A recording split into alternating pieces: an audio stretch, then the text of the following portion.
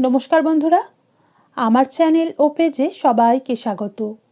নিরামিষ দিনে ভাতের সাথে চেটেপুটে খাওয়ার মতো চিচিঙ্গা বা হোঁপার দারুণ স্বাদের একটি রেসিপি আজ আমি আপনাদের সাথে শেয়ার করব।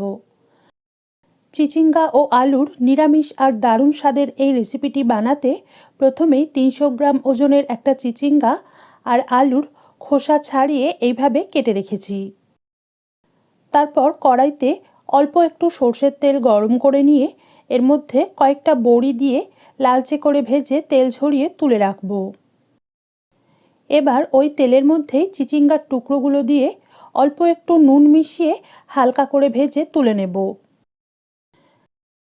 এখন কড়াইতে আরও অল্প একটু সর্ষের তেল গরম করে নিয়ে একটা শুকনো লঙ্কা আর হাফ চামচ কালো জিরে ফোড়ন দিয়ে কয়েক সেকেন্ড সাঁতলে নিয়ে আলুর টুকরোগুলো দিয়ে প্রথমে হালকা লাল করে ভেজে নেব। এখন অল্প নুন ও হলুদ গুঁড়ো মিশিয়ে 1 মিনিট মতো ভেজে নিয়ে দিয়ে দিলাম একদমই অল্প, অর্থাৎ আধখানা ছোট সাইজের টমেটো কুচি। এটাকে একটু নেড়েই ভেজে রাখা চিচিঙ্গার টুকরোগুলো দিয়ে আরও কিছুক্ষণ, অর্থাৎ টমেটোর টুকরোগুলো নরম হয়ে আসা পর্যন্ত ভেজে নেব। সেই সময়ে এখানে আমি এরকম চামচের 2 চামচ পোস্ত আর 1 চামচ কালো সর্ষে অল্প প্লেন জলে 10 মিনিট ভিজিয়ে রেখেছিলাম। এর মধ্যে অল্প একটু নুন এবং স্বাদ অনুযায়ী কাঁচা লঙ্কা দিয়ে মিহি ও মসৃণ করে বেটে নেব। এদিকে কিছুক্ষণ ভেজে নেওয়ার পর টমেটোর টুকরোগুলো নরম হয়ে এলে সর্ষে, পোস্ত ও কাঁচা লঙ্কা বাটার মিশ্রণ আর পাত্রটা ধুয়ে অল্প একটু জল মিশিয়ে গ্যাস মিডিয়ামের থেকেও কমে করে মিনিট 2 কষে নেব। এবার যে বড়িগুলো ভেজে রেখেছিলাম তার মধ্যে থেকে কিছু বড়ি ভেঙে আর কিছু গোটা এর মধ্যে দিয়ে দিলাম।